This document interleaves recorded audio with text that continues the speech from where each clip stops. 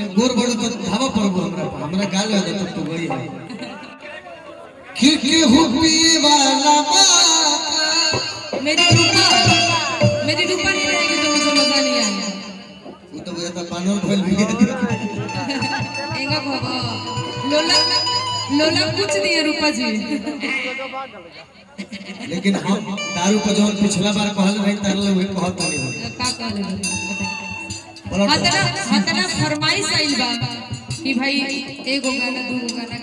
गा लेबे के तो सबके मन के रखे के बाद कैसे हो रूपा जी तनी एगो तनी कुछ रो बोल दी मोय मोय मोय मोय कहे को लेकिन वो कलाकार सम्मान के कर हर लोग के तो हम हमरा सुमित का कर सम्मान ना करेनी का हमरा तलही के सम्मान करत है धरती पे व्यक्ति विशेष नहीं बोलना है सब लोग काम करेगा। बोलत भैया एगो बात सुन ली धरती पे हमरा तलही के सम्मान करत रही बात चंदन से पूछ ले रहो लेकिन पर्सनली किसी को टारगेट नहीं करना है। ठीक है टारगेट हम कर रहे हैं आपको हम समझा दिए उसके बावजूद भी आप बोल रहे थे वही बात बस अब आप माइक लीजिए और आप सुनिए बैठ के अब आप माइक लेके सुनिए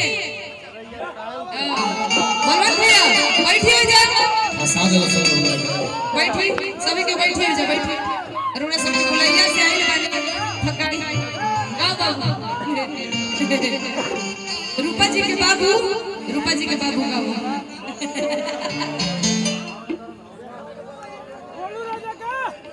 अरे जवनिया भइले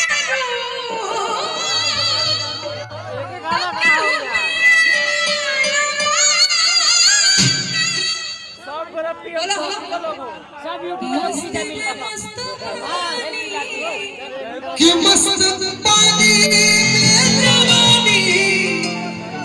बिकी जीवन ई जवनिया भइल दारू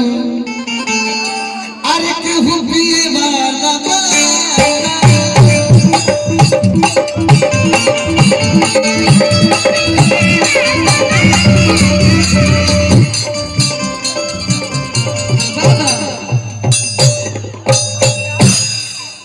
छछुंदर के सर पे न भाई चमेली छछुंदर के सर पे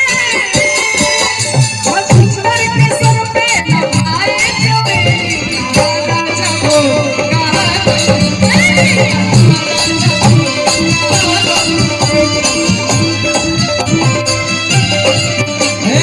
भोजपुरी का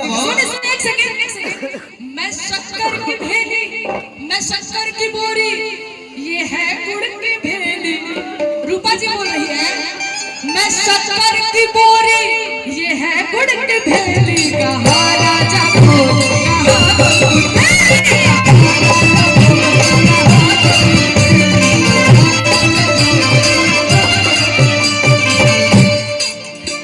हम सुन लो भोजपुरी में बोली यही तो कह रहे केकरा के धीरे धीरे डाली न बहुत दुखता अभी हमरा के कहले ओकर पकोरी धीरे धीरे डाली न बहुत दुखता जाए तो इतना के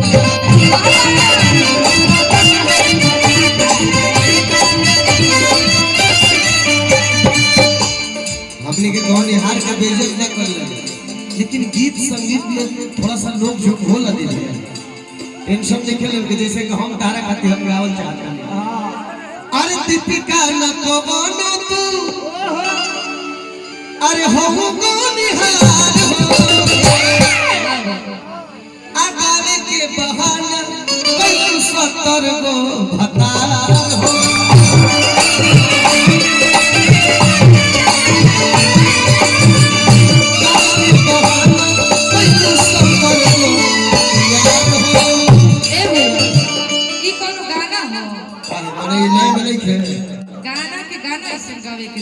जैसे मैंने कहा हमको कूदत में बाना लिखा अब हम का बोले कि गाने के बहाना कोई तो सब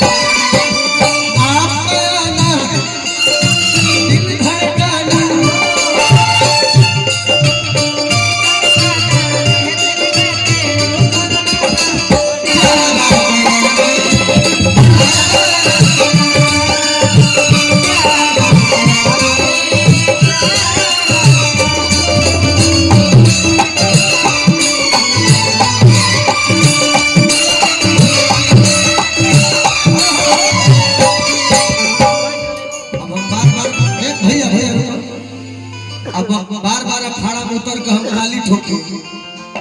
अगला पहलवान भागे को तैयार बा हम का कुश्ती लड़ो हम का कुश्ती लड़ो कोई तो आवे जे हाथ मिलावे होके कि गावे के बहाना कोई सफर हेलो पति के मरना सती जली है पति के मरम सती जली है।